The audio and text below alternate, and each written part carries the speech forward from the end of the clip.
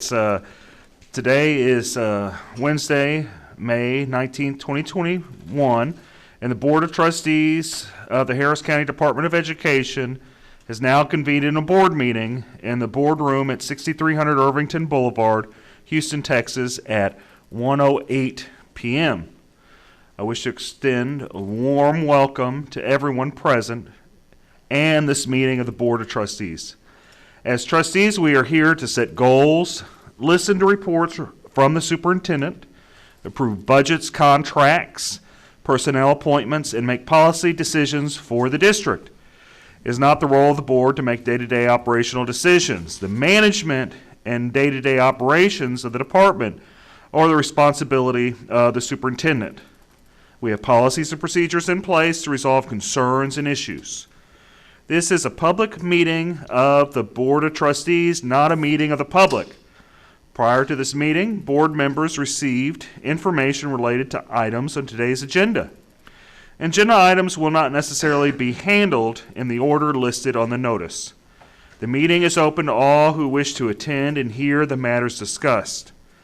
During the course of this meeting, the board may determine that a closed session is necessary. In that event, the board will meet in closed session to consider matters duly posted for this meeting as permitted by sections 551071 to 551084, inclusive of the Texas Government Code. I respectfully ask that you please refrain from talking while others are speaking and that cell phones are turned off or in silent mode. Thank you for taking time today to join us and for your interest in Harris County Department of Education. We're going to start with the invocation from I'm going to butcher this. Pollard, Colina Pollard, please. Thank you.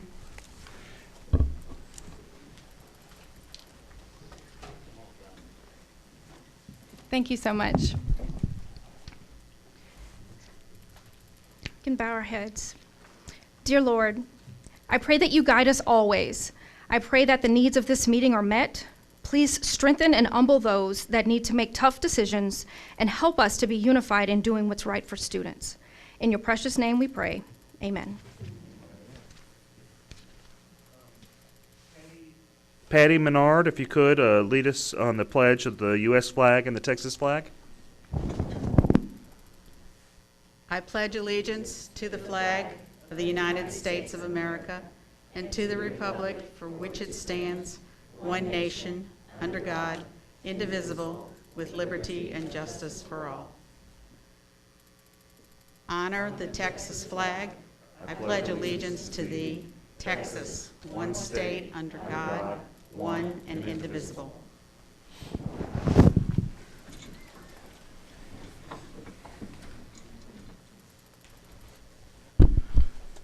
Okay, now we have our open forum pursuant to Government Code 5510035.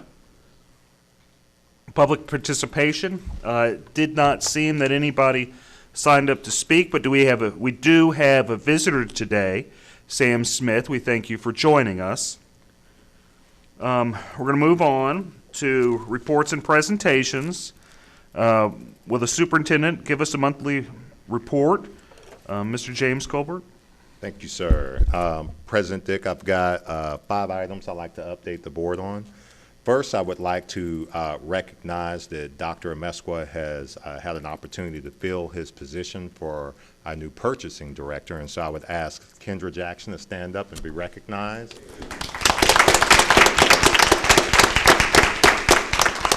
Y'all may have seen her in the audience many times before. She's been with HCDE for quite some time, and so certainly we're happy that she was able to be promoted, and we know that she's going to do a fantastic job.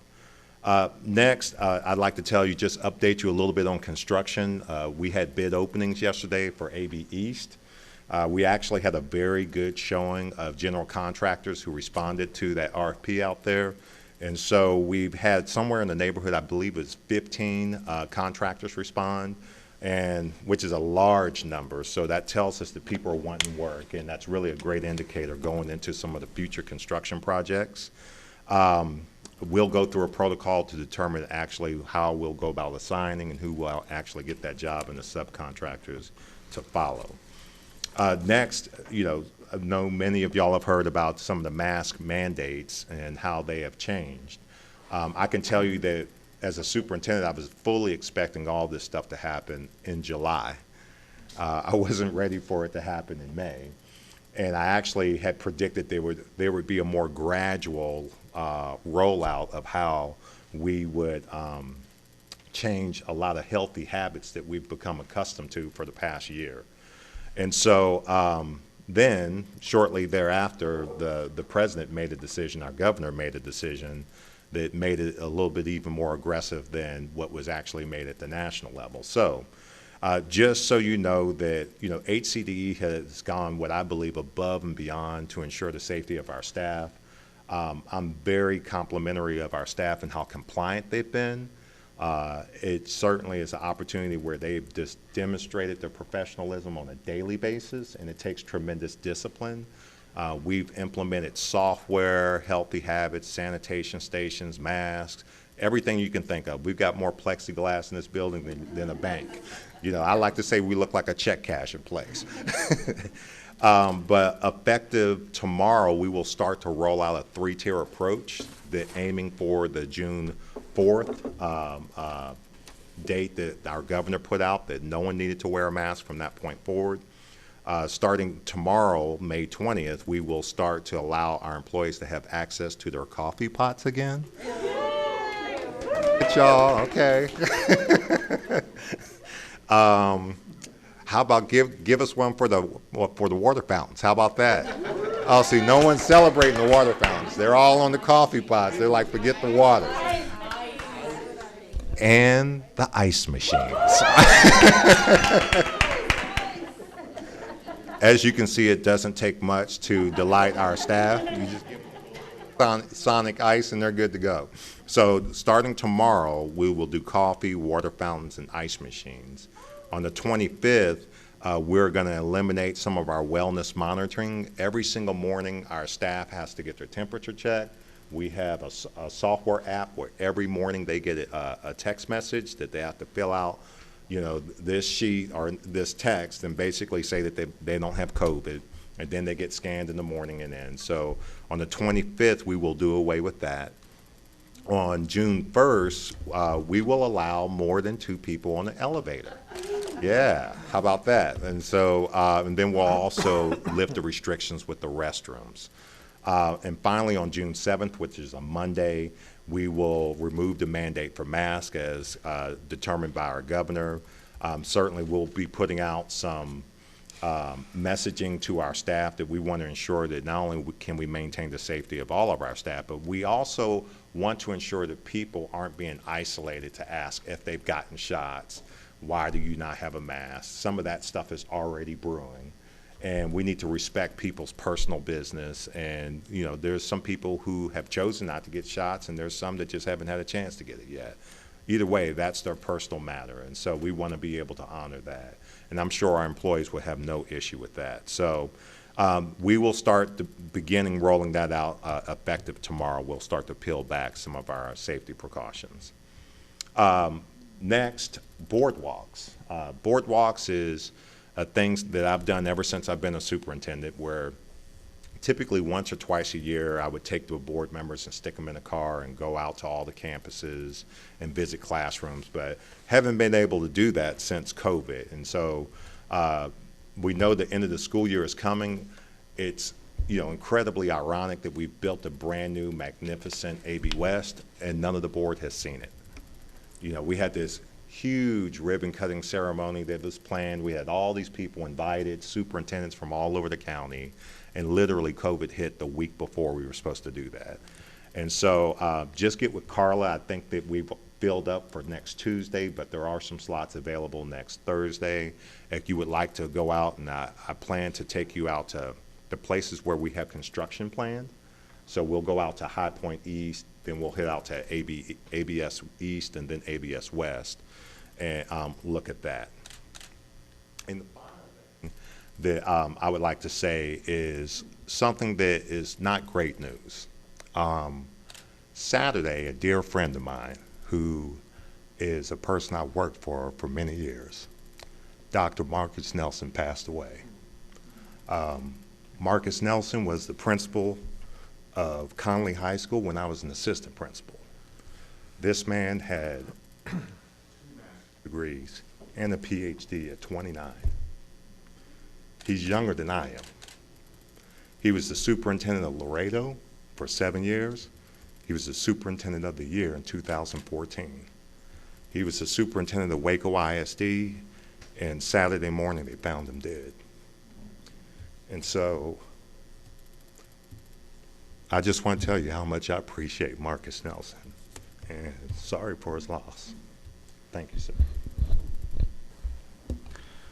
I'm sorry to hear that, James, and it sounds like he's a great friend and mentor to you. Okay. We're going to recognize the Teacher of the Year, and if we can, Jonathan Parker. I believe you're going to do that.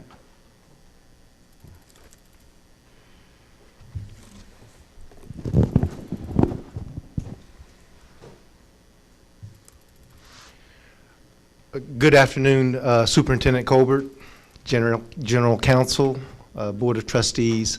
I stand before you today because we want to recognize some very special folks. I know the agenda says Teacher of the Year, but we are actually going to recognize our Educational Aide of the Year as well as our Teacher of the Year. So I'll take care of our Educational Aide.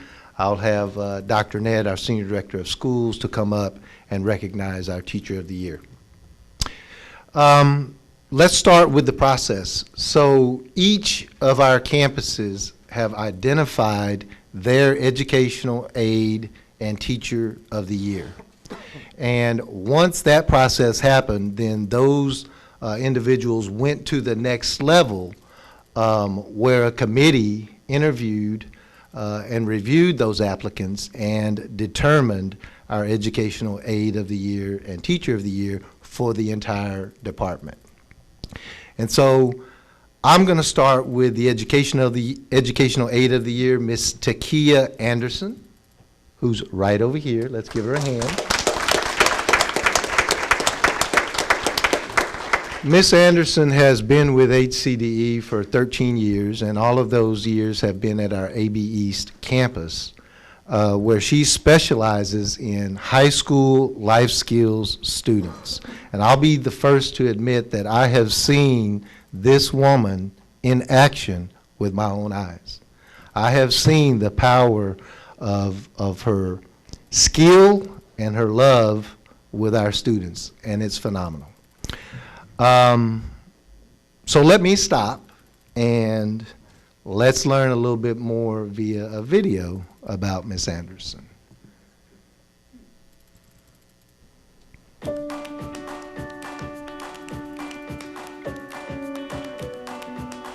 When I first started in 1999 in education, it actually all started with me sitting at home rethinking my entire life.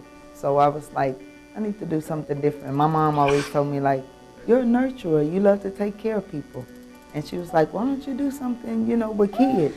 And my first year, I was just like totally in love. And I was like, okay, this is me. This is what I want to do. Like, I think this is my calling. AB School East is very, very unique. And I think it is very important to have a school like this because I know from experience with my niece that smaller settings are really important. I think what makes Takia so great at what she does is just the love that she has for what she does. I see her working with the kids and the respect and the response that they have towards her. There are certain students that we know, like those are her babies, you know, because she's been with them for so long. Her fellow staff members, I can tell that they really love working with her. She has positive energy. Whatever she can do to help and contribute, that's what she does. I think that she doesn't realize In fact, I know she doesn't realize what an impact she has on our students and our staff, but without Ms. Anderson being on our staff, I could definitely say it would be very different.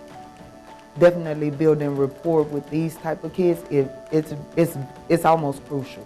So they can open up and tell you what's going on. You can get a feel to be able to talk to them, you know, on a personal level, for them to open up and say, well, I had a rough morning and such and something. Them expressing themselves is very, very important. You know, it comes from the heart. I tell people all the time, if you get in this field, you gotta love what you do, you know, because it's not an easy task.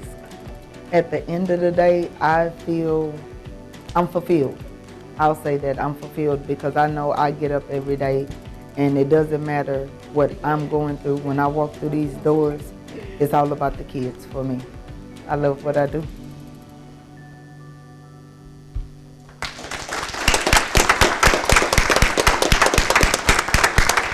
Okay, ladies and gentlemen, I'm going to ask Ms. Anderson to please come forward, and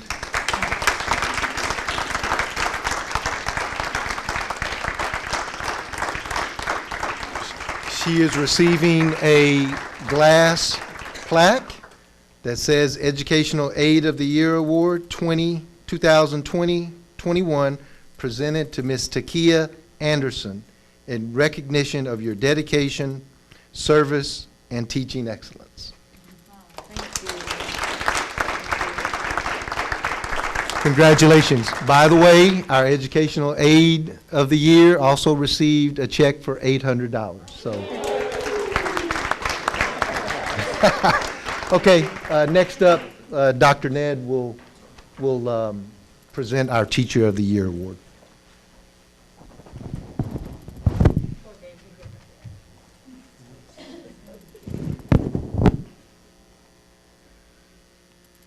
Thank you, Mr. Parker, and again, congratulations, Ms. Anderson, well deserved. Board of Trustees, Superintendent Colbert, General Counsel, I bring greetings to you on behalf of the Schools Division as it pertains to presenting our Teacher of the Year. Our 2020-2021 Teacher of the Year is Lapamundra Gupta, who is a science instructor at Fortis Academy. Ms. Gupta, let's give her a round of applause.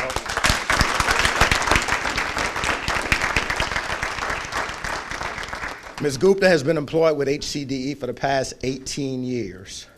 So 18 years, obviously Fortis is only 3 years old. So she's been with us prior to even the Fortis being established. So being able to see what Ms. Gupta brings to the campus each and every day, what she pours into the students, it goes without saying that she's very much appreciated by the Schools Division, by the department as a whole, and obviously by her students and her campus. I've seen for myself the impact she has on students, but I want you all to get a deeper sense of what she brings to Fortis Academy each and every day by looking at this video.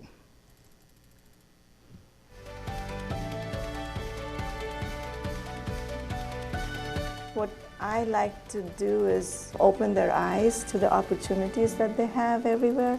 That the world is such a big place and you can do so much, you can learn so much. Just give them the tools to do that. You don't want hand sanitizer to be too acidic or too basic. I want them to think after they've left my class. I want them to hold a conversation.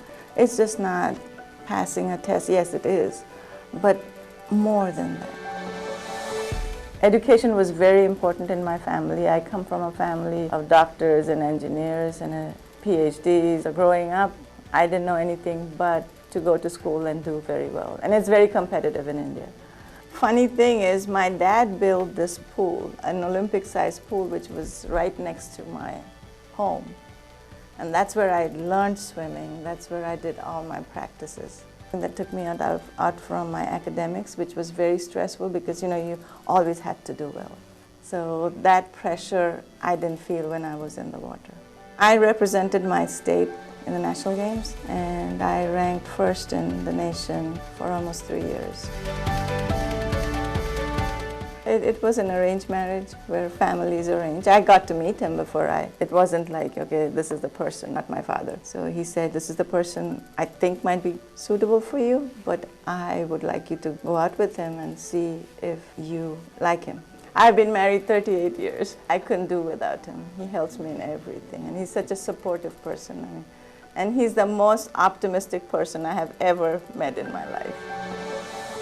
When I came to this country, I was volunteering at my son's elementary school. When I saw what the teachers did and how excited the kids were, and then, I would be there, Miss Lopa, did you see what I did? Did you see that thing move?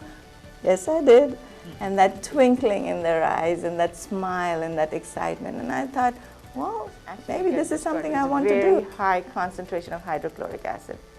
So that's when I did my certification for middle school. By chance, I ended up here at Harris County, and I loved it, and I never left. I think it turned more into alkaline or acidic. Alkaline.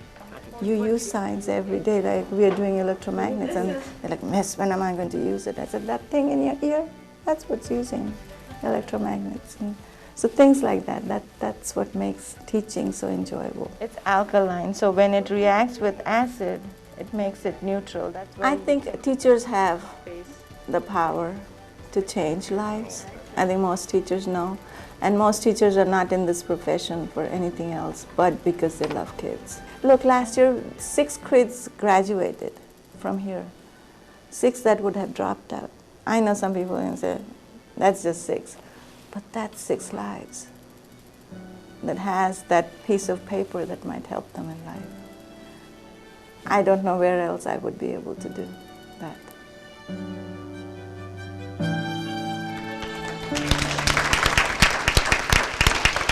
Ladies and gentlemen, the Harris County Department of Education 2020-21 Teacher of the Year, Ms. Lapamundra Gupta.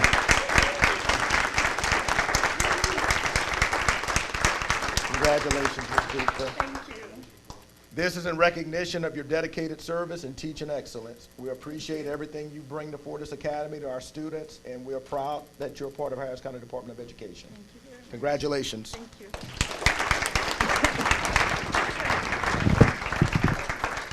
Hold on, board members, if you guys would, before you get too comfortable, come up. Let's take a group picture, please, with these awesome folks.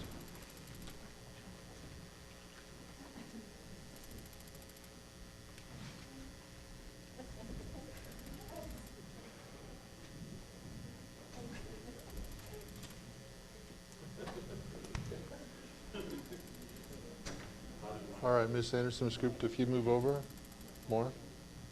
Move over with her. Put you two in the center. This is all about you guys, so you guys go in the center. There you go. Okay. All right. Perfect. Everybody kind of crowd in. Let's kind of scoot in on the end there. There you go. Mr. Brown, if you could come a little bit in front of Mr. Cantu. There you go. And then Mr. Ned, if you'll, there you go. Perfect. All right, everybody. Okay. This way. Big smiles, yeah. Okay, hold on again. Hold on one more time. Perfect.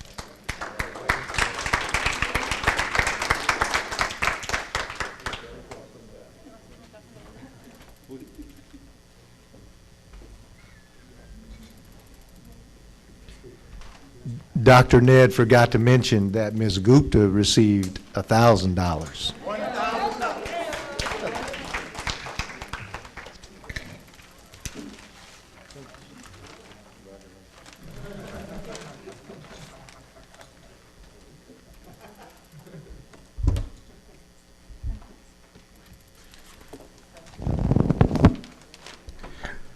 Well, congratulations again. That's awesome. I'm glad we're doing the recognition of teachers. I'm glad. I think that's something I've always pushed us to do, and I hope we do more of that. Now we have an annual division update on Teaching and Learning Center from Andrea Segraves.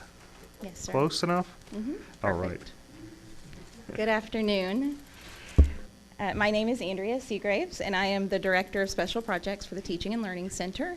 And it is my honor to represent a truly phenomenal team of brilliant, courageous, strong women who come together around a common goal of positively impacting students through serving the educators in our county. This team has been through many changes this year, not only quickly pivoting to stay ahead of the ever-changing needs of schools during the pandemic, but also with a change in leadership at the beginning of navigating this virtual space, and their resilience is truly unmatched. I think I can safely speak on behalf of my entire team that we are greatly appreciative of Mr. Colbert and his unwavering belief and support in us over the last year and a half. So thank you, Mr. Colbert. Before I introduce my incredible team, I'd like to thank our Assistant Superintendent, and new-ish. He's been here a year, but he started the very beginning of the virtual timing, and so I'd like to thank Dr. Rogers. He's done a great job of supporting us and challenging us to be flexible, agile, using foreshadowing to remain relevant, reliable, and rigorous in our support for educators. So thank you, Dr. Rogers. And now I'd like to introduce my incredible team. So we have, if you'll stand up, Kelly Toomey. She is our ELA and Social Studies Director. We have Dr. Brenda Arteaga, our Director of Special Programs. We have Erica Dotson-Hooper, who is the Manager of TLC. We have Nicole Shanahan, who is our Math Curriculum Director. And we have Dr. Clena Pollard in the back, who is Digital Education and Innovation, who said our prayer today. Great job, Clena. And our three mighty, powerful superhero team of administrative assistants, Ms. Deborah Harris, Rosa Murillo, and Lily Maldonado. So if you'll give them a round of applause.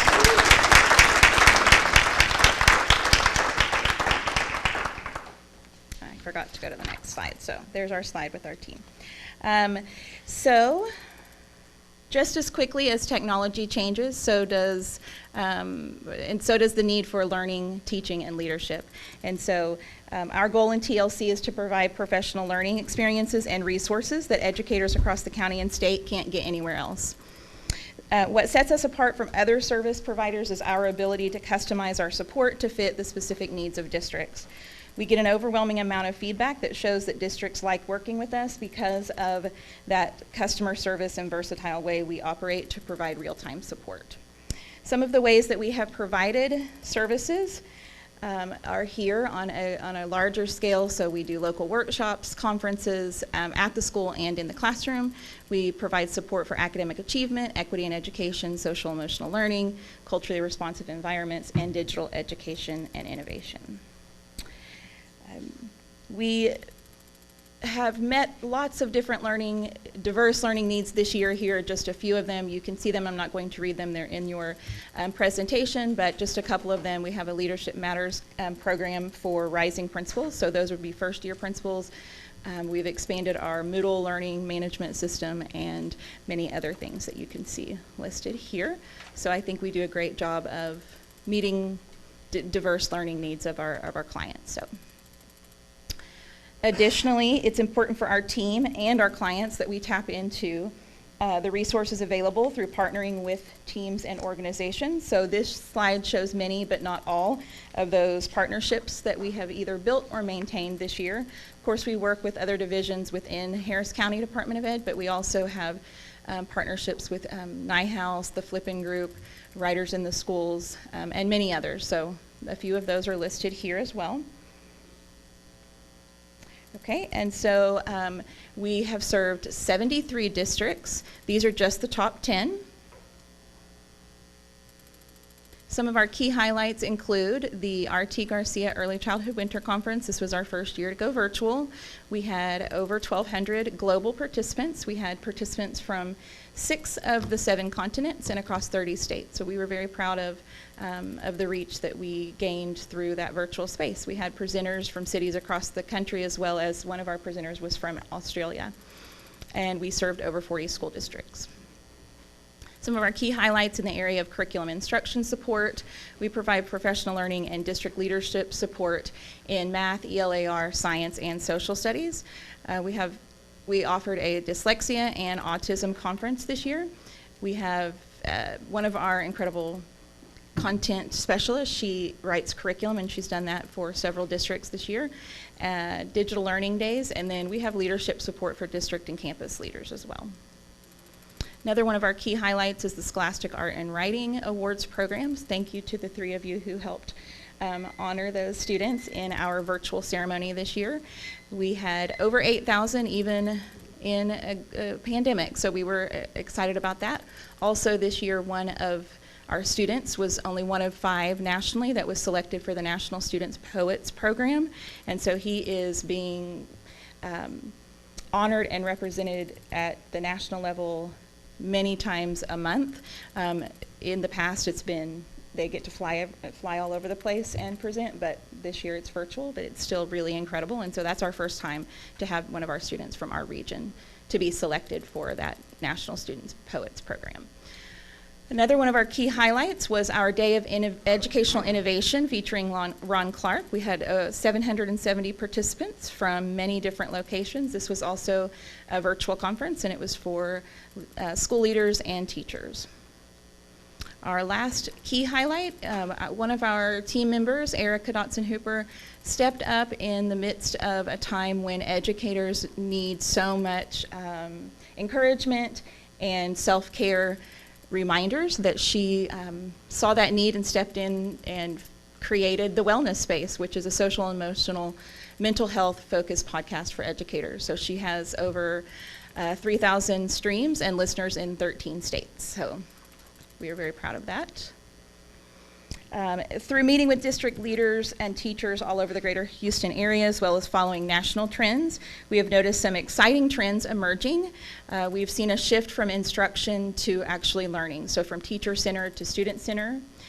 We have seen, following one of the largest civil rights movements in history, a focus on equity, pedagogy, and school transformation, so pulling back the curtain on implicit biases and microaggressions, and empowerment through choice. So the virtual space and all of those tools have opened up just personalized learning for both adults and students.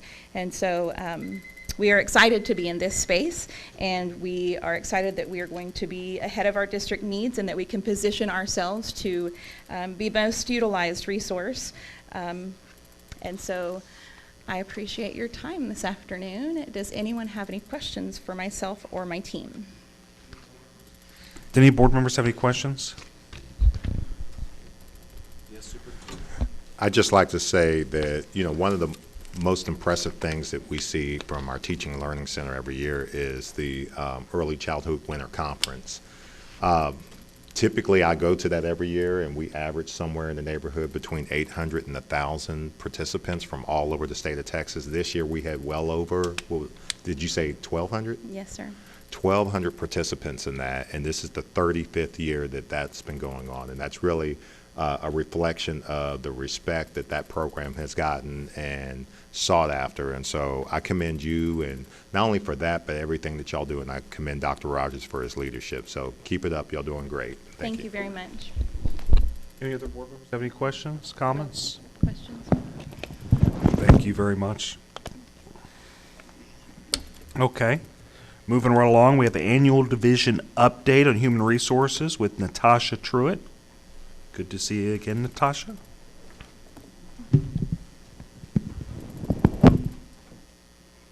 Good afternoon. Thank you to the board for allowing the Human Resources Division to share with you a little bit about what we've been working on. But before Carla starts the timer, I know they're no longer here, but I would like to congratulate Ms. Gupta, our Teacher of the Year, and Ms. Anderson, our Educational Aide of the Year.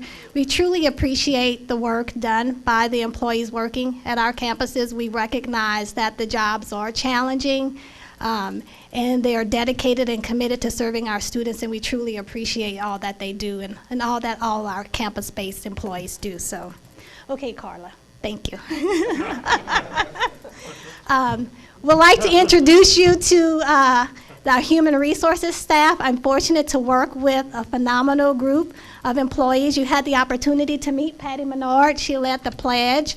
And I'll talk a little bit more about some of the projects that Patty's coordinated for us. But HR, we are very proud to serve and support divisions that do some amazing things for students and clients. So that's the HR team. Again, here are some of the services provided by the division. Everyone knows that we recruit and hire staff, and then we do some things in the middle right up until, you know, an employee decides to leave the organization. So included here is a list of the things we do kind of in between. I'll share a little bit about our employees. The majority of our employees are full-time. This year, our numbers are slightly less than what they've been in past years because of the pandemic. We're gearing up for the start of the next school year, so we hope to return to our normal staffing levels once schools start in the fall.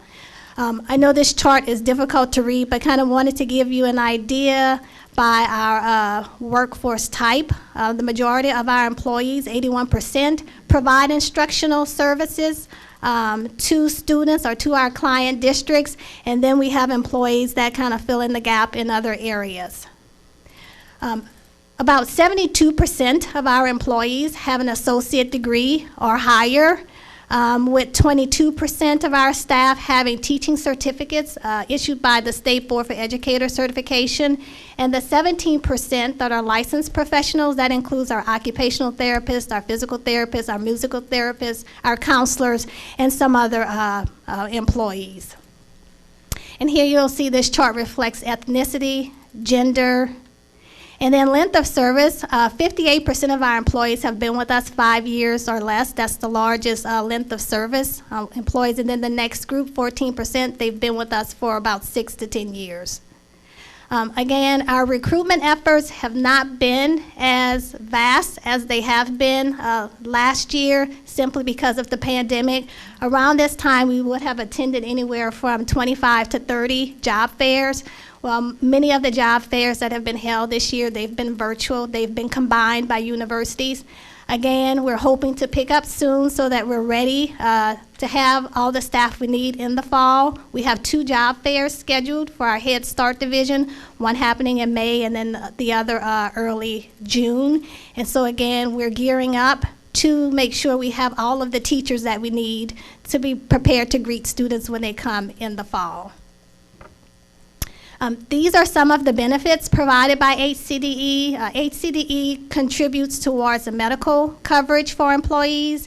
HCDE also pays for our employee assistance program, and then a small our life insurance policy for the employee. Then all of the other supplemental benefits are voluntary, and they're paid for by the employees. This is just a snapshot of our administration of leave and workers' comp this year.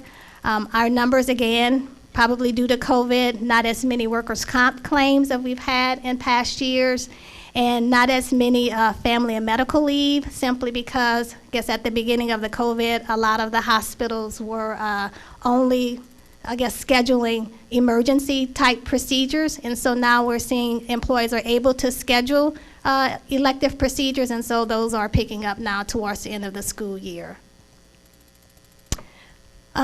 One of our board goals is to recruit and retain high-quality personnel, and we do this by offering competitive benefits and pay. We are very proud to state that we're #1 in teacher pay in the Harris County area. We hope to maintain our position if the budget allows. And the $13.50 hour minimum wage, we know that was a passion.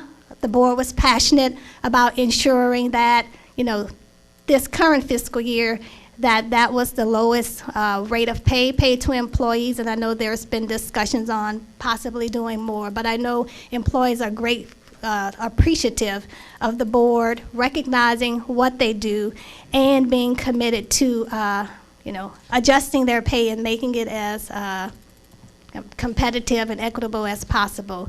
And then with the help of TASB, the Texas Association of School Boards, at least every 2 years we review our compensation schedules to make sure that they are competitive. And again, for the past 3 years, we've been able to offer employees benefit coverage, employee only at 100% premium paid by the department. So we're very grateful to the board for supporting us in these compensation endeavors and benefit endeavors. Some key highlights. Again, the board has heard HCDE was ranked as one of the top employers in the Houston area. We're very proud of that. We're very pleased that 85% of our employees participate and provide us feedback. We've gained some great feedback from our employees based on the culture and climate survey that's conducted by a third party. And some of the strengths as listed by our employees, they feel as if HCDE operates by strong values. They feel genuinely appreciated as employees, and they feel well informed about the direction of the organization. And so again, this is direct feedback from our employees. A lot of work went into preparing staff and students for return after we were off some time because of the pandemic. There was lots of teamwork and collaboration across the organization. HR worked closely with business, facilities, communications, research and evaluation, our IT department, hope I didn't leave anyone out, to make sure our campuses and our buildings were ready for the safe return of staff. And so very pleased that I was able to work with those divisions so that we can ensure a good environment for our staff. We work with IT to implement a learning management system that we're now using for new employee orientation and soon we'll be using for returning staff orientation. And so employees will have access to kind of digital and on-demand training where we cover some of the required topics such as bloodborne pathogens, suspicion of child abuse, sexual harassment, workers' comp, reviewing our policies and procedures with employees, so employees will be able to access that information at any time.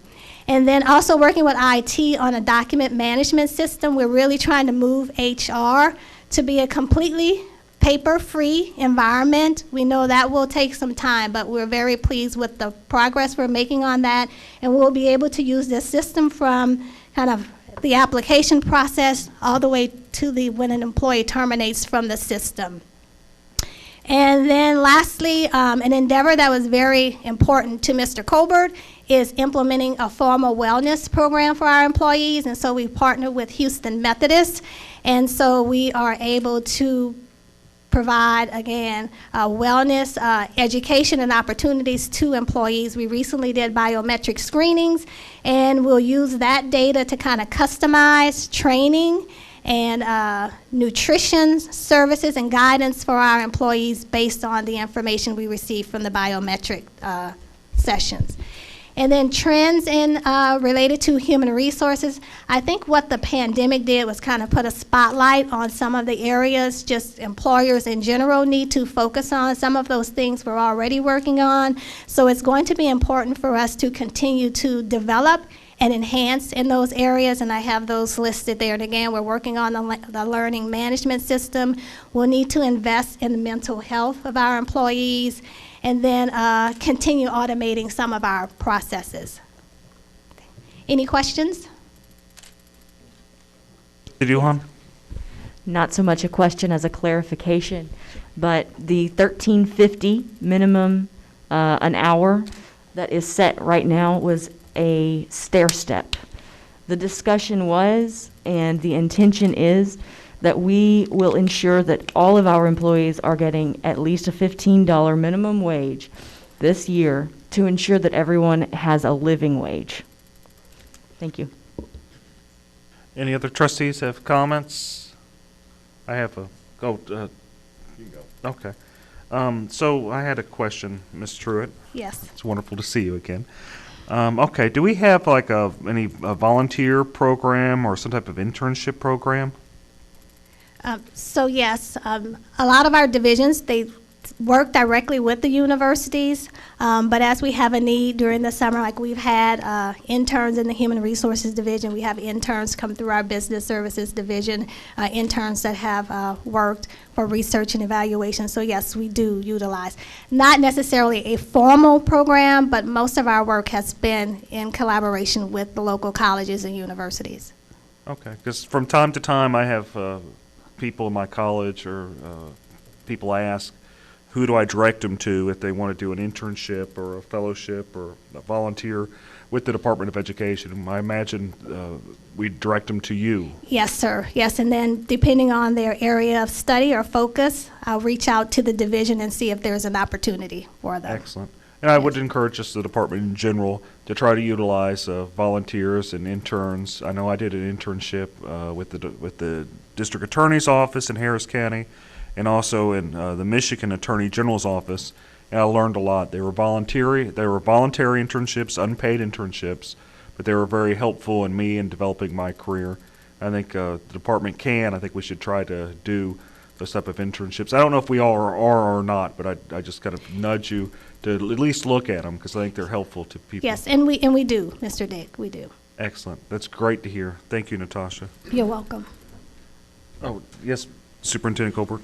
I'd just like to say that Ms. Truitt and her staff have done an excellent job at handling COVID. I mean, other than our technology department, HR was one of the departments that was asked to scramble and think fast on their feet about how we can support our employees and essentially maintain their benefits and handle all the days that they're taking off because of illness or having to get tested. And so to our HR department, to Ms. Truitt, excellent job. They've done a really, really good job of getting us through this unique time with this COVID. So I appreciate you.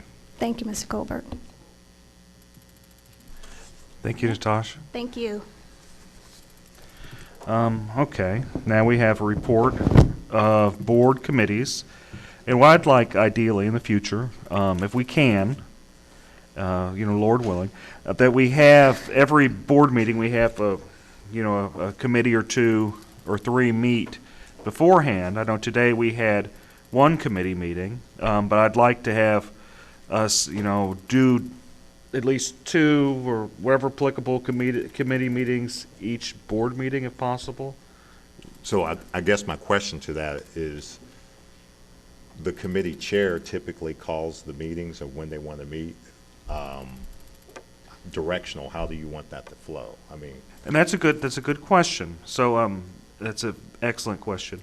I don't know that the committee chairs realize that they have that authority to do that, but and I guess it's an opportunity. We have 3 meetings before every board meeting. They'll figure it out. Of course. But also, I think it's just my strategy here is that we had an organization that was kind of a hands-off approach with the prior trustees. And I think this group is more interested in finding ways that they can help the department. I think many of the board members, including myself, consider this their public service, and they want to do whatever they can reasonably to help build and grow the department and better utilize it. And I think having, however many committee meetings, figure out how many committees there are, and just have a few each board meeting beforehand, and we could see, one, is it a viable committee? Should we continue doing it? And two, how can that committee, best utilized? I know we had a really good conversation in today's committee, and if the chairwoman would like to, provide us, like maybe a summary of it, that would be good. Before she does that, can I just say this real quick? Happily. I would just, what we have tried to do as administration to actually be mindful of our trustees' time and try to have purposeful meetings. And so today's meeting was an excellent meeting with a very clear focus, and really 3 I saw objectives that wanted to be met. And the administration is more than happy to meet anytime that you want to call a meeting. And that's why I would prefer not to tell a committee chair when they're going to meet. I would rather the committee chair say, hey, I'm up to call a meeting this month, because it's their committee, it's their subcommittee, and they are the ones who also dictate the agendas for those meetings too. We're there more as advisors and to give an administrative perspective. And while I understand that, I appreciate that, and I think that's legitimate input. I think we are kind of doing a change in the system, and it might be a good just kind of jump start, at least for the organization to set the initial committee meeting, and the committee chair, or we just got to jump start it some way. Because these are committees that hadn't been utilized. Trustee Hinojosa. I was just going to say that I'm aligned with your thinking. I hear your call for the chairs of the committee to call meetings, and I think that just to get started, at least we can call a first meeting just to brainstorm about what we want to get done in the coming months and in the coming year, and then that will help us build an agenda for further meetings to come. But I think that this is a good idea, because if we don't have a first meeting, we may not even be able to get those ideas flowing. And like you said, we are a very active board. We're very interested in hands-on work. And so I think that those would be very valuable. And we only do this once a month, and it's an hour before the meeting. And I think unless anyone has any objections, I think we're all aligned in being willing to do that. Yeah, Duhan. So the Committee for Communications and Public Relations met today, and we discussed the communications and PR that would be necessary for the teacher supply program that we are using the Education Foundation to be able to support. I'm very excited about that starting and about finding out how the word gets out to the public and to the teachers who are going to be able to use this program. Just to kind of give a clarification for those who may not know, we're intending to allow teachers to go onto our website and choose supplies that they may need based on a voucher system, and then it would be sent to them at their schools, and we're so excited to be able to help in that way. Additionally, we talked about community leaders in the area being able to take some time to read to Head Start students. It would be a mentorship in a sense, and figuring out the way that we could get the word out to the public that that's something that we would like for them to reach out to be able to do. Additionally, we talked about being ambassadors to do presentations for chambers of commerce, to be able to get the word out about these programs and about what HCDE does as a whole. So it was a very productive meeting, and I was thankful to be able to have you all there. Thank you. Any other board members have any committee reports, any other committee meetings that I'm not aware of? Trustee Davis? I'll just add that I'm looking forward to, as the chair of special schools, to meet soon and an update possibly next month with the Government Affairs Committee. Any other board members? Trustee Brown? Excuse me, the Head Start policy has a meeting next Thursday on the 25th, 6 p.m. I believe, so you all are more than welcome to join. It'll be via Zoom. And thank you, Ms. Peacock, for the goodie bag here. You keep spoiling me. You will not be able to get rid of me.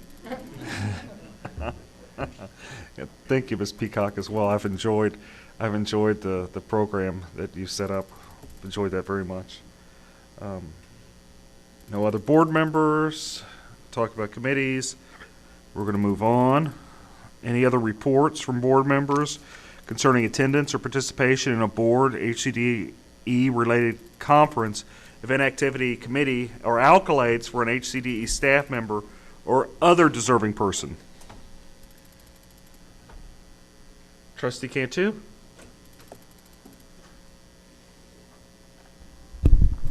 Thank you, President Dick. Just wanted to take this moment to also add my commendation to the administration and the staff, everybody from the executive level all the way down to those staff members that greet us in the parking lot and maintain the facilities, keep this place looking sharp and clean and sanitized, especially during COVID. I just wanted to add my personal thanks and commend the staff, for everybody from the superintendent down, for doing your part to making this first-class organization. Also wanted to give a little special congratulations to Ms. Gupta, our Teacher of the Year, and Ms. Williams, our Educational Aide of the Year. I was fortunate and honored with the opportunity to participate in the process of selecting Ms. Gupta. We had some very qualified and exceptional staff to choose from, and just wanted to add a special congratulations and thank you to the administration for giving me the opportunity to participate. One last thing, I am fortunate enough to participate in one of the current American Leadership Forum classes, and a classmate of mine, Sally Harris King, when I told her I was on the board here, she bragged to me that she used to work here. She's an occupational therapist with the Harris Health System. I think she works at Ben Taub, does some very important work for the county. As I mentioned, she was formerly with the Therapy Services Division here, and speaks very highly of HCDE. And so, when I hear those kinds of comments from folks that have either worked with us or partner with us, it always makes me feel good that we are spoken well of out there in the community. And I just wanted to congratulate her because she was recently appointed by Governor Abbott to the State Board of Occupational Therapy. And so congratulations, Sally, on your appointment and for being a former HCDE staffer and representing us where you now work at the county. So thank you for the opportunity. Any other board members have any accolades? Vice President Norris? We mentioned this before, and I think I just want to thank I got a chance yesterday, I think it was the last time for the year, but I got a chance to read to I mentioned this at the committee meeting, but I got a chance to read to the Head Start kids. I got to read a little bit about how to be American as part of the literacy program, and we talked about that actually in the committee meeting about possibly expanding. But I want to thank them because they actually gave a little song and dance for me at the end, which is always interesting when you have to coordinate 20 kids to do the same thing at the same time. So, but thank you for the opportunity to be able to speak. I mean, that it's we talk about that, and we were talking about that at the committee meeting. It's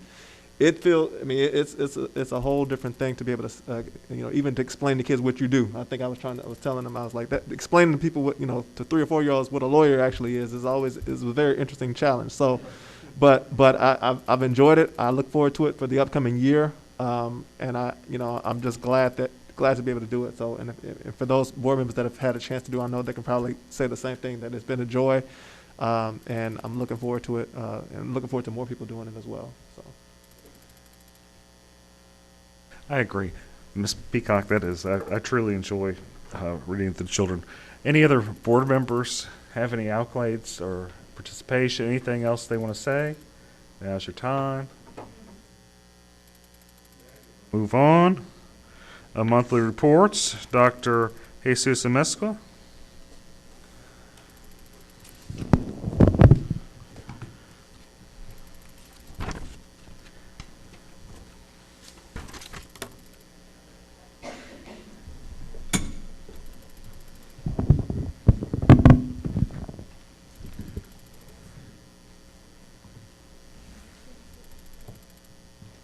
Okay, the first report is our financial highlights as of April 30th. All our information is posted on our website, and we'll review the financial status as of April 30th, our budget amendments, and our balance sheet as of April 30th.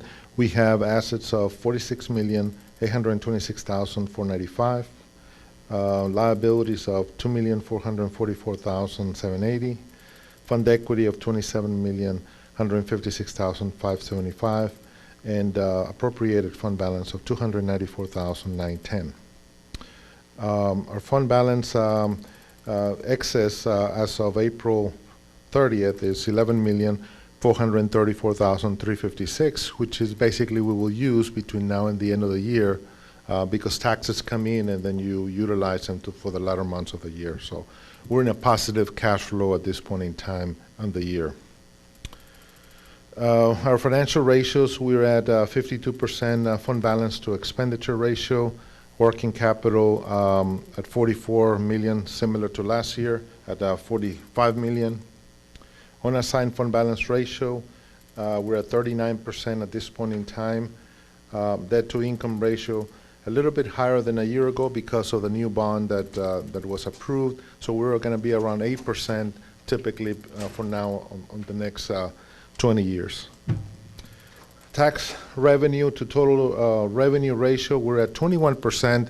If you notice here that it's a little different than last year at 34%, and the difference is because the denominator of 118 million grew because of the capital project, the funds that were received. So, but we're typically in the 34% range. If we take out the bond on there, we will be at the 21% compared to last year. Indirect cost ratio holding steady at 3%.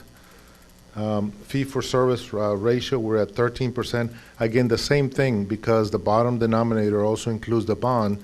It's at 24%. So you'll see that delta. And what we'll probably need to do is adjust the bottom denominator for the bond because the bond is not really new revenue. It's just a one-time bond. So we'll adjust that ratio. The growth ratio, we're at -6% at this point in time versus 2% a year ago. So some of the revenue will come in over the later on in the spring and also in the summer.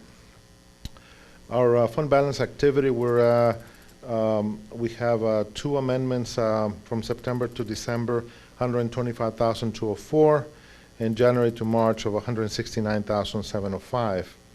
Revenues, and I want to point out a new terminology that you're going to start seeing because there's a new accounting change standard that we're not going to be calling them revenues anymore down the road. It's going to be called inflows, which means revenue coming in, inflow into the department. So you're hearing that more from me, basically saying that our revenues or our inflows are for general fund are at 79%, special revenue funds 29%, debt service 56%. Overall, we're at 66% budget to actual. We're the 8th month of the year, so about 67% of our revenue has come in. In our expenditures, again, the terminology is going to change to outflows, and that's expenditures going out. And so 51% is general fund, 43% is special revenue funds, debt service fund 55%. Overall, we're at 39%. Very important piece right here is because if this was a linear, we would be spending in the 67%. We're actually right now in the 51%, which is good. We're not spending at the same pattern as we were last year. Our COVID-19 disaster relief from general fund, we have still available 939,108. And from COVID-19 from Head Start, 413,729. Notice in the corner I added, because there's a budget amendment that will be coming to you later on in the presentation, that the HHS has awarded an additional $350,000 for COVID-19 for the department. Donations report for April were $33,025.48. Primarily for academic school AB West, TLC, and Head Start programs, in-kind activities, and totals that were received totaling $32,775.48 and cash of $250. Our values at this point in time in April, we're at 509 billion that have been certified. Notice here that we started with 511 billion, so we're now only at 509 billion. It's about 2 billion difference that we're not going to see that tax revenue come in. And so we'll have to adjust between now and the end of the year in terms of our tax revenue. Our taxes, we started the year low with collections. We projected a 99% collection rate. We're at now at 98.2, which is a positive indicator. We have about 455,000 pending to be collected between now and August 31st. So that's a source of good news because we're cash flow that's come in, And we thought that with COVID-19, some of the collections were going to be going down, and they're holding up steady at 98.2 right now, and hopefully to get to the target of 99%.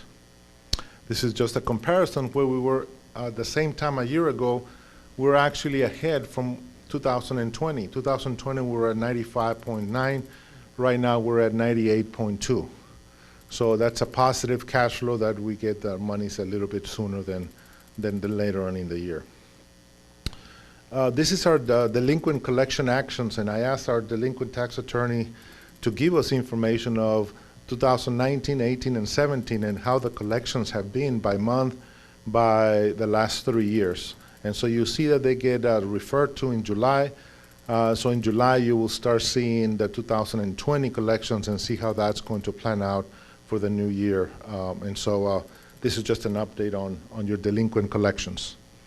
We received by state law the preliminary tax value. We're at 513 billion projected, and this is a delta between 487 billion to 539 billion. So there's a wide range gap there. So they project that to be 513 billion at this point in time. So so we're reporting that to you, and we'll use this to project our budget as we start moving forward. Our disbursements funds were 4,455,111, 471 checks, 477 transactions, and 6 transfers, all posted on our register on our website. In our segment information, we're at educator certification at negatives $222,099. Records management at minus $275,673. A lot of those revenues will come in during the summer months. Therapy services projected at $1,295,513 as of this time. Schools also projected at minus or subsidized to the tune of $1,336,268. The positive transfer right now is in Choice Partners that continues to have a benefit ratio of 71%. Transfers to the general fund are $3,382,938, which is about $455,000 above the projected budget for the current year. So we're at $455 to the good as of April 30th. Amendments for the general fund, $449,156, and special revenue of $311,924. The first one is $249,156. This is for revenues and expenditures associated with the Sheffield Head Start. If you recall that there was a freeze and some pipes busted there, and so the insurance is going to be reimbursing us, and KQC's, who is the tenant, will reimburse the department for $249,156. But before we get the reimbursement, we have to budget for it, revenues and expenses. So that's what you're seeing here in the amendment. And then we have a amendment from fund balance for one-time funds for $200,000 for the Teacher Supplies Program Initiative for Department of Education to the Educational Foundation.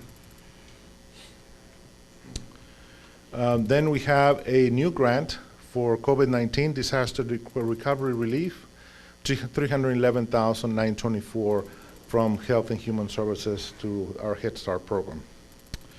Education Foundation update, as of April 30th, they have $773,350 in assets, difference from a month ago of $895,605. This is the detail, 8,820 revenues and expenses year to date of 307,917. You'll see all the detail that's included in the slide presentation, all the checks and deposits that have been made. And then the next is an update on PFC and these revenue projects up to date. As we mentioned last week, the Small Business Program for Construction is included in the AB East program. And so the first bid opening was held yesterday. We had 15 bidders submit proposals, and We will be evaluating those and bring those to you at the board meeting and also at the PFC meeting in the month of June. So we'll have a PFC meeting and also a regular board meeting in the month of June. Our funds that are available are $45,381,902. That's our balance. And that you'll see all the activity year to date. This is what was adopted initially on August the 3rd, 2020. I'd like to keep it from here because that was the initial approval from a year ago, almost a year ago. Projects underway are Coolwood Head Start Center, and you will see other agenda items dealing with Coolwood Head Start.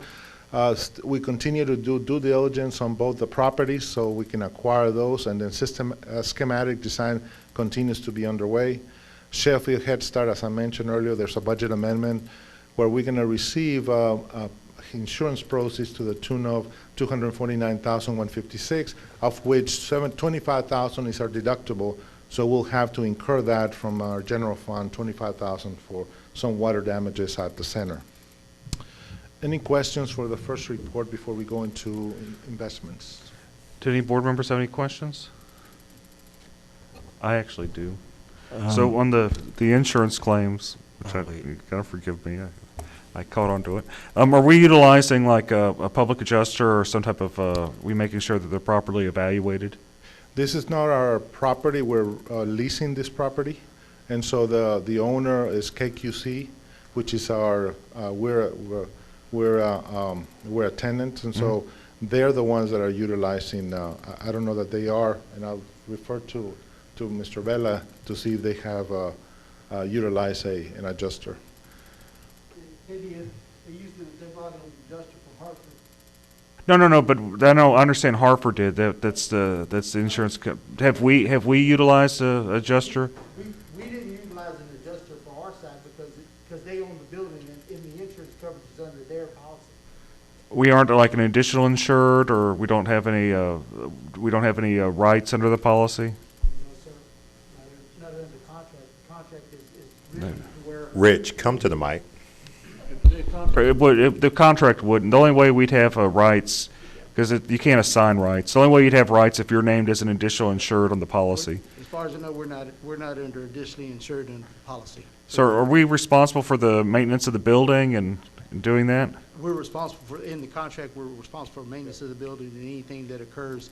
And then in the contract, it says that if any damages occur, we're to remediate the damages, and then we would receive any proceeds from the insurance company. Isn't that fascinating? Huh. So, I mean, what I'd, just me speaking, knowing a little bit about this, is I think that we should talk to the owner of the building who owns the policy holder, whoever owns the policy. There are two things I think. One, since we have a lease that says we have some type of obligations, I think we should try to be added onto the policy as an additional insured, because we do have, I think we have an insurable interest because we have some type of like, we have to do the repairs. It sounds like we have to do the repairs under the contract. So I'd suggest in the future trying to become an additional insured under the policy. There is a reason for it, because I'd say it's more likely than not that the claim's underpaid or just stuff's missed from it. It's just how the structure of insurance is. They come out, they look for initial things. If you don't have your own adjuster looking with them, you'll miss out on stuff. So, I'd also recommend, if you can, talk with the policy holder and see if they'll let us utilize some type of insurance adjuster, whether it's a public adjuster or just some type of insurance expert, because there's probably an 85% chance that it's underpaid by at least 10 grand. I think you might be missing. I think we might be missing out on funds as an organization. Well, the proposals like y'all had approved at the last board meeting for the build back for the Sheffield location was $288,000, and I don't have the exact number. It was $288,000, and that was sent to KQC, to their insurance company, and they've already cut the check for $288,000. We just got an email today that they've got the check at KQC, and they're going to be sending those checks to us as soon as they deposit them, and then they're going to write us a check for that amount. So we're getting the amount back from what we sent to them from the proposals that we submitted. I understand that, but what I'm also saying is there might be something that's missed, that hadn't been utilized, and I'm not sure. There might be some type of damages that you didn't get repaired that you don't see. It doesn't hurt to utilize some type of independent adjuster or public adjuster that works on a commission of new money they bring us, because usually they'll be successful. I tend to think they will, or at least they might find something. I could be wrong, but just in my experience doing this, that they're almost always underpaid. Yes, sir. I'll make a phone call to Rob Bryan, who's one of the KQC investors, and talk with him. He's the one I've been visiting with KQC. Yes, sir. I'm sorry to bore the board about that, but it's an area of field. It's a field I know really well. Hey, I didn't have any questions. I just wanted to make a correction. My apologies, Miss Peacock and everyone. So the Head Start policy meeting is Tuesday, the 25th at 5:30. I believe I said Thursday. Sorry, Miss Peacock. Any other board members have any questions? Seeing none, please continue, Okay. Dr. Mesco. Thank you. The next report is our investment report as of April 30th. All our reports are in compliance with the Public Funds Investment Act. Our portfolio is $92,051,093, of which $31,426,289 is from the Public Facilities Corporation. Our funds are between Lone Star, Chase, Texas Glass, Techstar, and TexPool. Our PFC are in TexPool and also Bank of Texas. And change from a year ago, it's an increase of 40% for HCDE and a total of $17,288,325 for the additional proceeds of funds that the department received. All our funds are overnight at this point in time, earning overnight rates. We have year-to-date interest of $17,635, and in the PFC of $4,909. Earning 2 basis points or 1 basis point is as low as it could get. I think we've hit almost rock bottom in terms of our interest rates, 0.01 to 0.04 in terms on the investment side. And so when you look at a daily rate, where to place the money, you go between 0.1 to 0.9 basis points between the different categories. Any questions on the investment report? Any board members have any questions on the investment report? Seeing none, thank you, Dr. Thank you.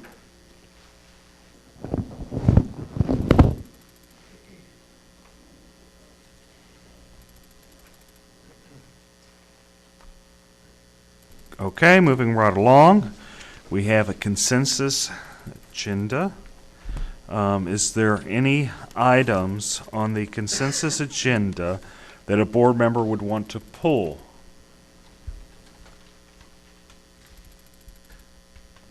Want to take off an item from the consensus agenda?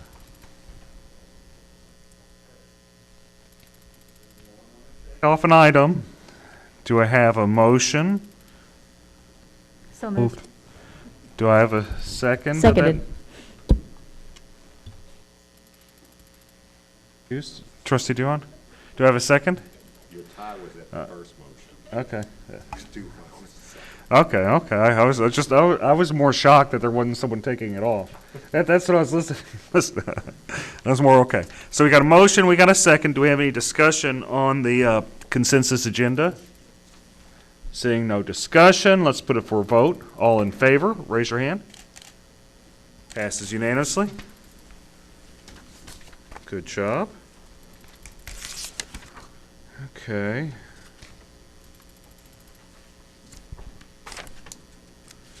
Hold on. Let me find the non-consensus, because it was a big consensus, if I remember right. Okay. Consensus, D, E. Okay, now we're at the non-consensus. And it would help if we had page numbers on these in the future.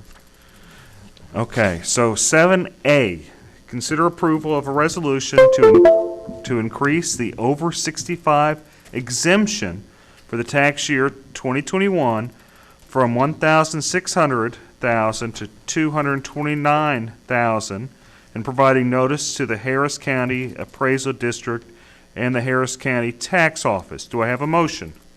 So moved. Motion made by trustee Norris. Do I have a second? Second. Second made by trustee Brown. Okay. Do we have any discussion on this? Trustee Cantu? Yes, I'd like Dr. Mesqua or the superintendent to comment on what kind of fiscal impact this would have. Yes.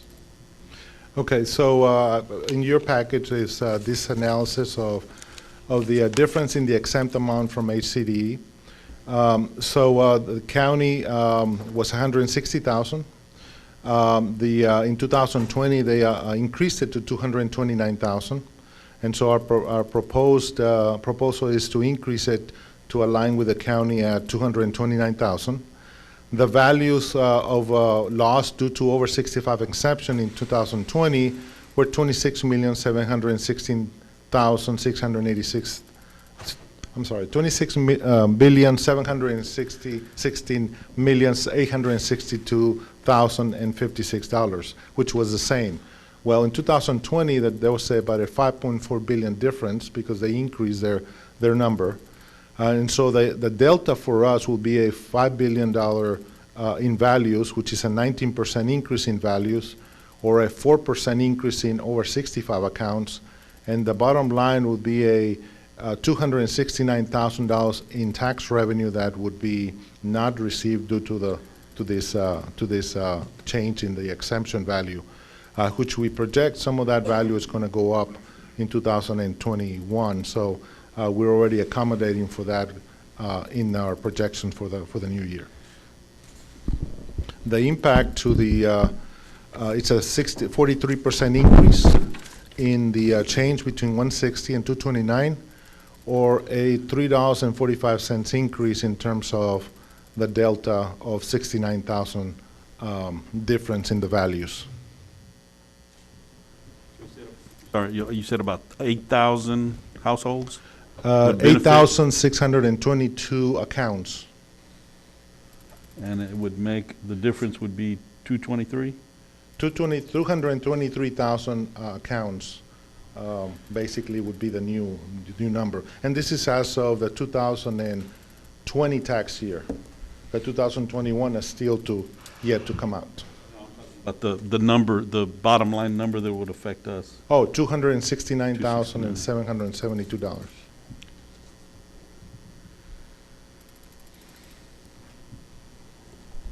I think I have a question more for Sarah. Is there any requirement that we have to follow the county, or are we just doing this because we would choose to, or? I'm not No. no. There's no requirement Okay. to follow. It is to align with the county because it is the same jurisdiction. And you'll see the other entities that are part of Harris County District and Port Authority. They're also at the 229,000. And so we're just basically following the same pattern. Now the city of Houston, which is much smaller, they're at still 160,000.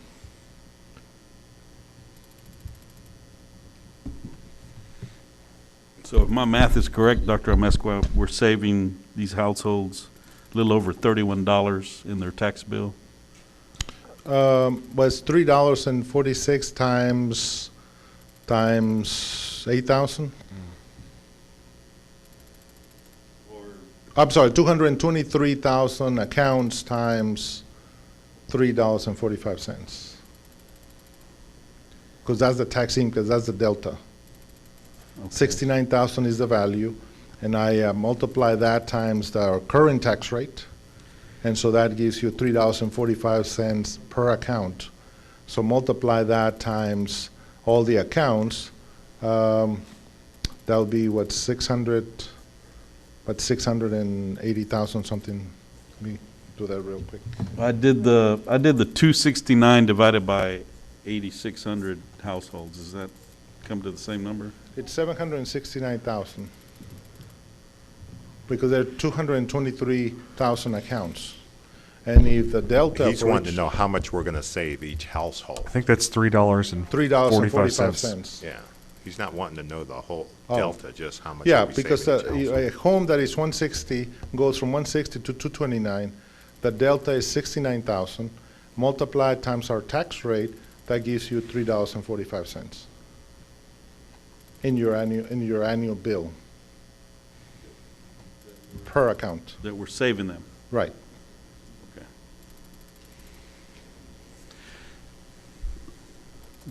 Any other board members have questions? I have a question. How's it going to affect our budget at the end?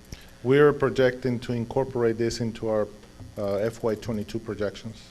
So is it going to leave us? Are we going to be at our budget for next year that we're going to deal with in September? That's when we deal with it, right? Mm-hmm. Okay. Is our budget going to be the same? Is it going to be more? Is it going to be less? How's it going to affect it? The budget, when you're talking about tax revenue, that more than likely will be higher because the values are more than likely are going to be more than our current values. As you saw, that our projection right now is 513 billion, which is about 4 billion more than we currently have. And typically that comes out higher than that number in August.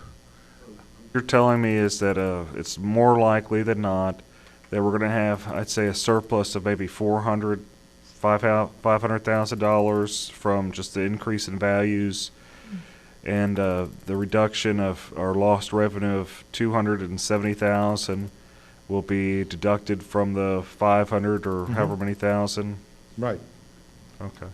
So at the end, we're going to have a net increase from just the sheer increase in property values, right? The projection is the values are going to be higher than what this value is.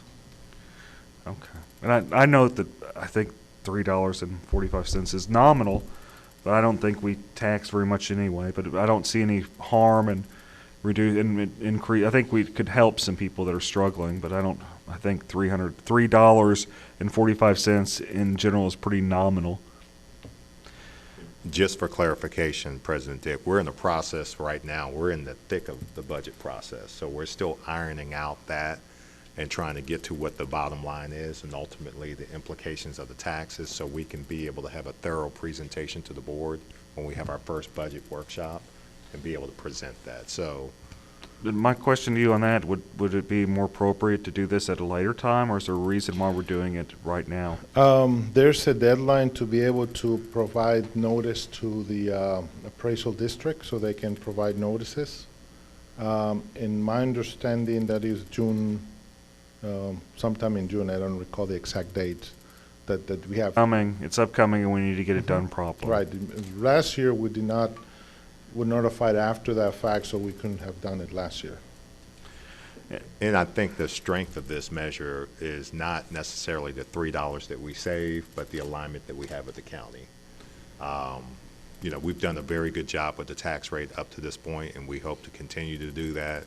And when Dr. Mesquite and I first talked about this, really the big perspective is we knew we weren't going to save through the home. This is basically a homestead exemption. Right. You know, the taxpayers a tremendous amount of money, but I think the strength is just being aligned with what the county's already doing and been doing, and we're a county system and we haven't been doing that. So And it's something to think about. I mean, I can understand that, and the city hasn't adjusted it. I understand that too. My just hopes are that when we do stuff like this, we at least, you know, this would be stuff that'd be ideal for the, you know, maybe the budget committee, or at least the budget committee to be have some type of input in this. But okay. how time sensitive is this, Dr. Mesquite? June, I want to say June 30th. I'd have to confirm with the appraisal district and the tax office. Because we could call a budget. Well, when's our first budget meeting? Our first budget meeting is coming up. Next month. I know that, but I'm June saying. 16 is the board meeting, right before the board meeting. I don't think we want it to be. short. Looking at the boards, I think they're comfortable to vote on it, unless someone says otherwise. I think we're comfortable with voting on it. I don't think we want to mull it over anymore. Yeah, I just wanted to know what the bottom line number was. My only criticism was, something like this, I think, would be nice. It'd be helpful if the board had input, because I think it is something that I think this does tag into. I think this does elevate to something on the board, but I'm not. That's just my criticism. I don't know ill will or Duly noted. nothing like that. And I'm comfortable with voting for this. I just think it's nominal, but I think it looks good. Any other board members have any input on this? No? Okay. We'll put it for a vote. All in favor, raise your hand. Yeah, passes unanimously. Okay.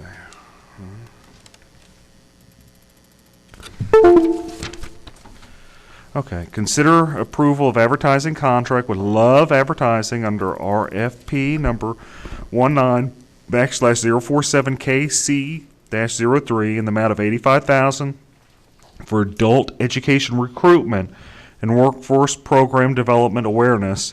Applicable grant period for federal funds will be utilized, and in the amount of $100,000 for Head Start and Early Head Start. Do we have a motion? So moved. Motion made by Trustee Duhan. Do I have a second? Second. Second made by Trustee Norris. Do we have any discussion on this? This item is subject to appropriation and funding from the various granting agencies, so we'll still need to get approval from the granting agencies, because there's a grant overlap during this time, but it'll be subject to any grant award. So what you're telling me, Dr. Mesco, is basically this is grant money that we're spending, right?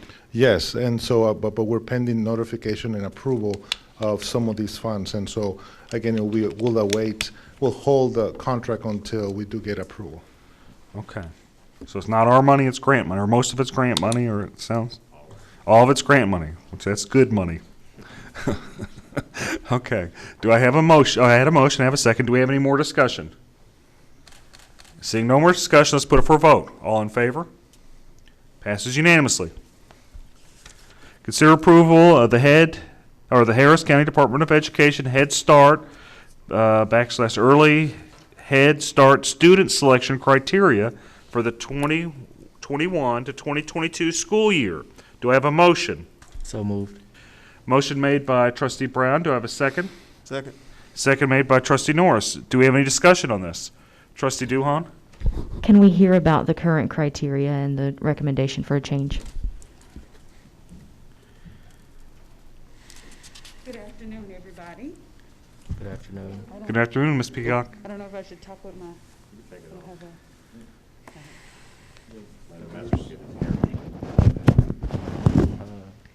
Okay, so every year we're required to review our community assessment update, and then look at how we are ensuring, based upon the information we get from the community assessment, that we are making sure that we're enrolling the appropriate students. So there were a few changes on this from last year. One of the things when we look back over last year's points, and actually the year before, foster care, homeless, and public assistance, anyone who can check those boxes on the application should automatically rise to the top. Well, we had several situations where if a student checked other boxes, their actual score might be higher than these three categories, because these are categorically approved for Head Start, and they should always come first. So we went from 500 points to 1,000 points on those categories. We also want to make sure that we get our children who have IEPs or IFSPs, which is what our younger students have. And so we increased that from 250 to 450 points. And then the other thing we found in our community assessment was that individuals with an associate degree or less represents 87% of the population in poverty. So to ensure that we select the highest number of people living in poverty, we separated out education and employment. They used to be together, but now we do education. We broke it out to high school, in-school part-time or full-time associate or bachelor's degree, and each of them have different points now. And then we also broke out whether they have a job and the status and the number of hours, whether they're working employed full-time or part-time, or have no employment because of COVID, or unemployed. Those are the changes that we made between last school year and this school year.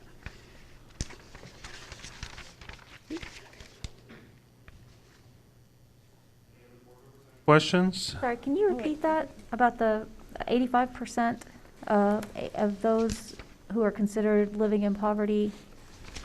Yes, from our community assessment, we have, the stats said that individuals with an associate degree or less represents 87% of the population living in poverty. Thank you.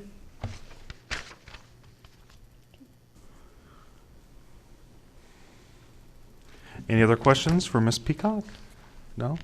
Thank you.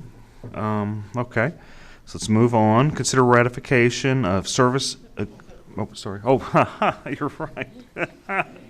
I'm just pushing through. Okay, so we have a motion made. We have a second. We did the discussion. Now let's put it for a vote.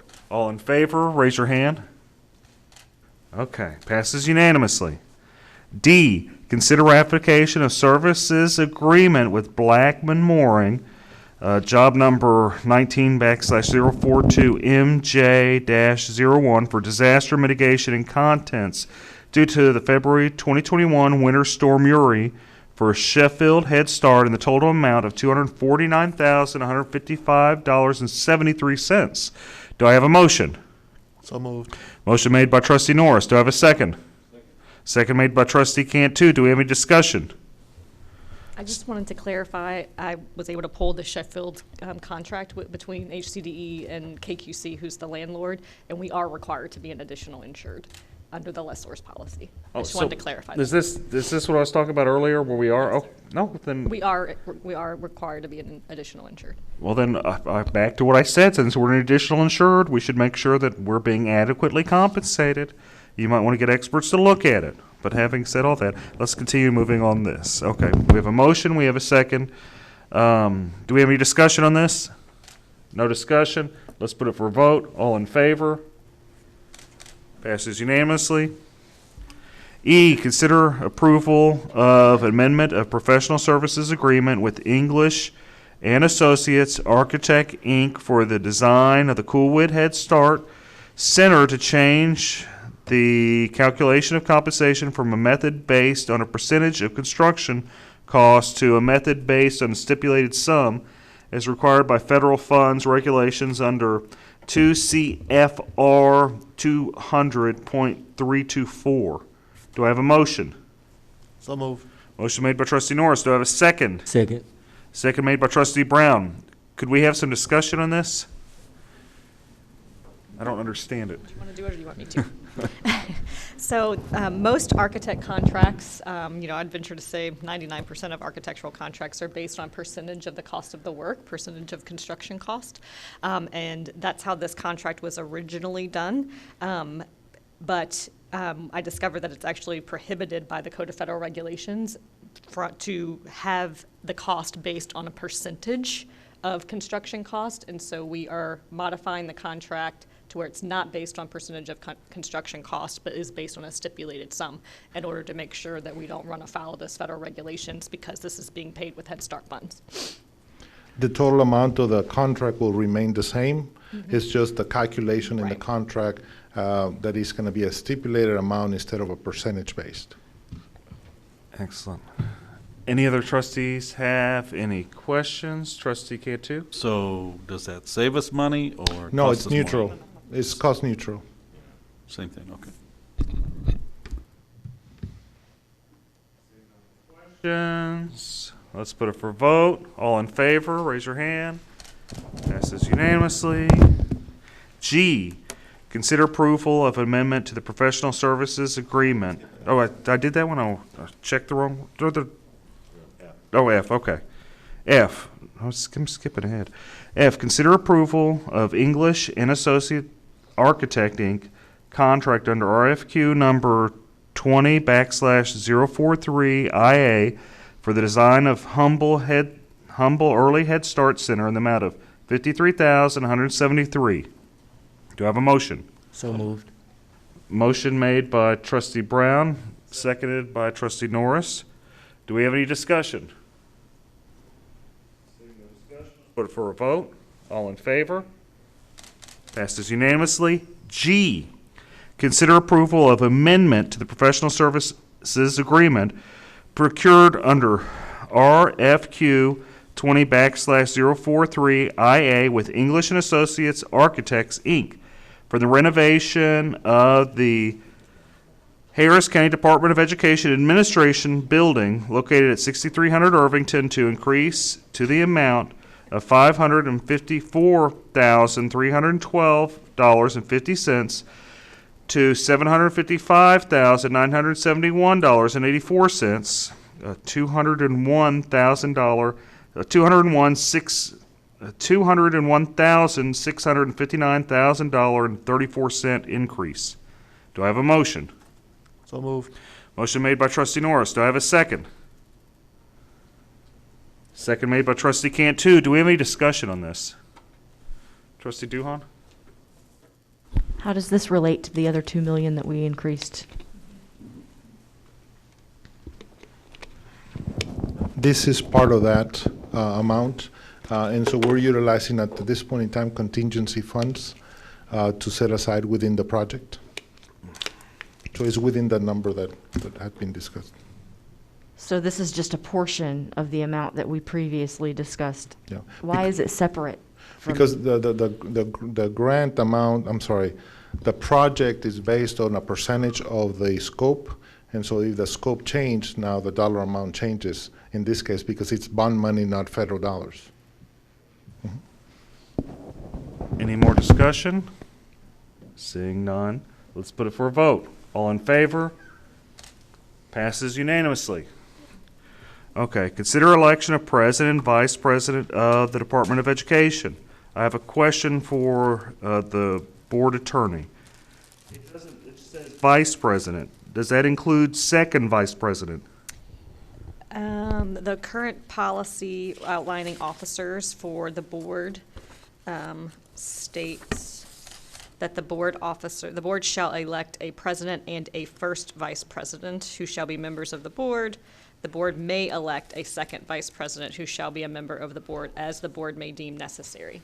So it will include first and if the board desires a second. Okay, so I'd like to make this motion if it's okay with you all. I've enjoyed being your board president for a year and a half. I've been the vice president for 2 years. I think I've done a good job, but I also think it's important that there's a rotation of leadership. I think it would be a bad idea for us always to have the same president. My hopes are that everyone gets a chance to be president and have some type of leadership position. Having said that, I'd nominate Trustee Norris for president, Trustee Cantu for vice president, and Trustee Duhon for second vice president. If y'all have it, I'm happy to help with the leadership. I don't think anybody should be worried or concerned. I think it will continue down the same path, and I think we're going to continue to make all the progress and do all the important things we have done. And I think the board members will find in the leadership roles it's a lot more work than you see. And to be fair, I'd like to take a little bit of a break. And I'm happy to help y'all along the way. I'm not going anywhere. Do I have a second? Okay. Who did the second? Hold on. Trustee Dick, I believe I get the gavel. This is my one time of the year. And I want the plate too, so make sure it's a set. Yeah, I want the plate. There we go. Very good. All right.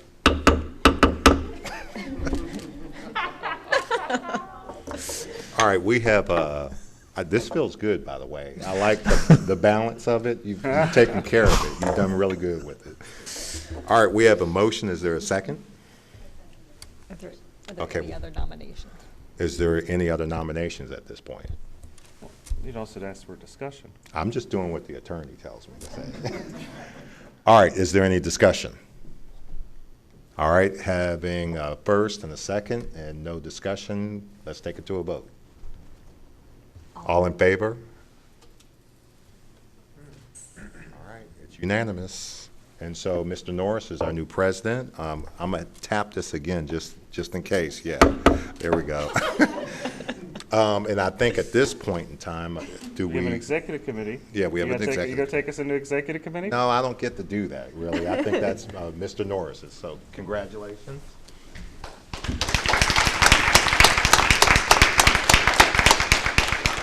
And President Norris, just before we do that, I would like to say that President Dick, you know, you want to talk about a guy that sits on your shoulders and pushes you. You've done a fantastic job, and I think all the staff has talked about how the spirit and culture and climate has changed on this board. And certainly that's a byproduct of a lot of the new board members that we have, but it's also a byproduct of your leadership.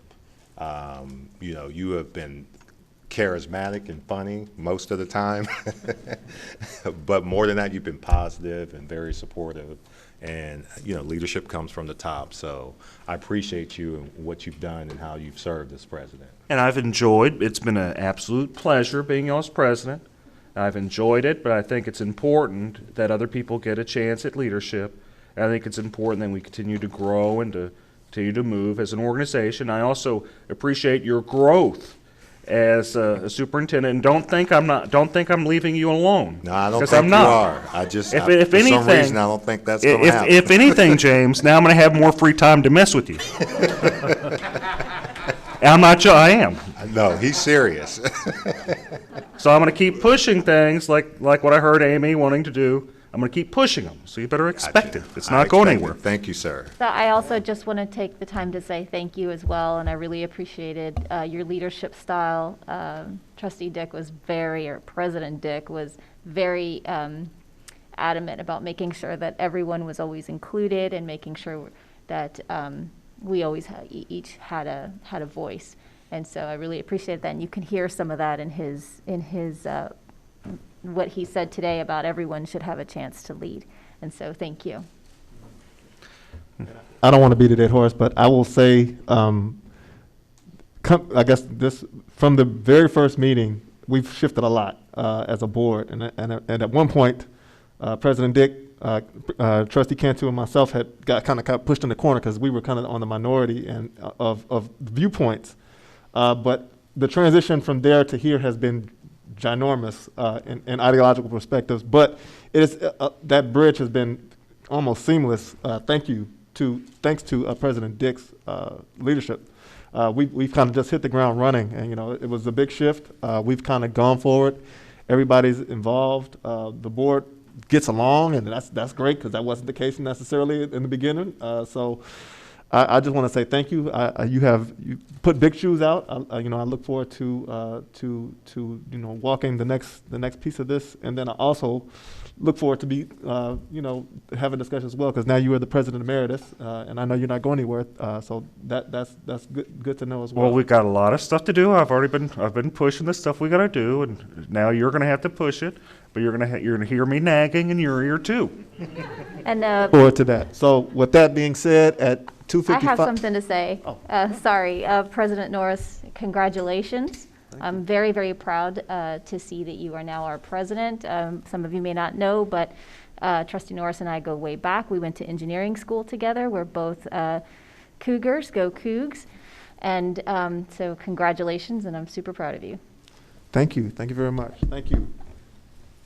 Yeah, I too want to thank former President Dick for your leadership on this board.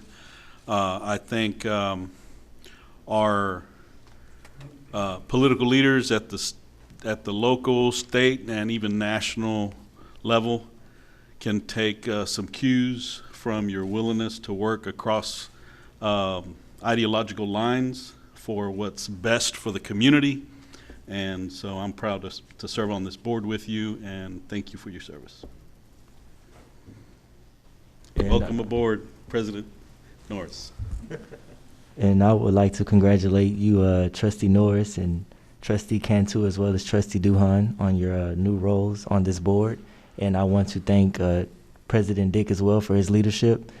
John Maxwell said, you know, a good leader is not about the power, but his ability to empower others. So President Dick, you stating everyone, you know, gets a shot at it is very powerful. So thank you.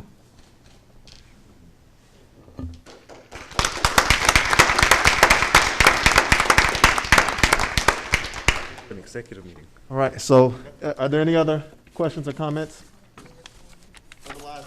Is there a motion for moving to executive session? You hit the. Oh, do I? Is it just Hold on. Quick, President Norris, there was an item that was added late that was a byproduct of the mask requirements that came out. There was a resolution, and I would formally like to pull that item. I spoke to the actions that the administration's taken moving forward and the superintendent's report. So item 7.1 has actually been, 7I is being pulled. Okay. Do we need to do anything to pull that? Okay. No, it's right on 8. You can hit the gavel and then you say the stuff about the code sections. Okay. All right. So if there are no other discussion, we will move to executive session at 2:58 p.m. Under the Texas Government Code pursuant to any and all purposes permitted by sections 551.001 to 551.004, including but not limited to 551.007, 071 and 074. We're adjourned to executive session. Get going. All right. So, I'd like to reconvene. Action items discussed in executive session. For 9A, we want to consider approval for superintendent's recommendations to award non-Chapter 21 contracts for 21 to 2022. All right. There's been a motion. It's been moved by Trustee Cantu, and it's been seconded by Trustee Dick. Any discussions? If not, seeing there's none, let's call for a vote. All in favor? Any opposed? No, it's unanimous. Never mind. All right. For action item 9B, there's 2 motions that need to be made. And Trustee Cantu? I move to approve the superintendent's recommendation to award Chapter 21 contracts for the 2021-2022 school year. Is there a second? All right, so it's been moved by Trustee Cantu and seconded by Trustee Brown. Any discussion? Seeing none, all in favor? Any opposed? Any abstentions?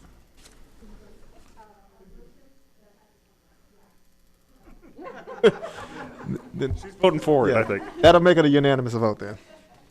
All right, so it's been approved, and one more motion. I move to terminate the following Chapter 21 probationary contracts at the end of the contract period in the best interest of the department and direct the superintendent or his designee to deliver written notices of termination to the affected employees pursuant to board policy and law. 1 teacher, ABS East, 2 teachers, ABS West. All right, is there a second? That's been moved by Trustee Cantu and seconded by Trustee Brown. Any discussion? Seeing none, all in favor? It's unanimous. All right, that puts us at agenda item 10. Is there any discussion or any possible action regarding future agenda items? Trustee Dick? Yeah, I want to make sure that the department is diligently working on the items that we discussed in the previous governmental relationships committee and developing lists. And I'd hope that we'd have another governmental committee meeting on the updates on that, because I believe we need to be very diligent on those issues.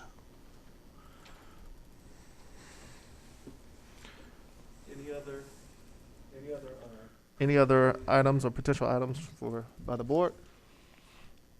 All right, seeing none, entertain a motion to adjourn. I think it was moved. The motion was made by Trustee Cantu and seconded by Trustee Brown. Any discussion? All in favor? It's unanimous. That closes out at 3:34 p.m.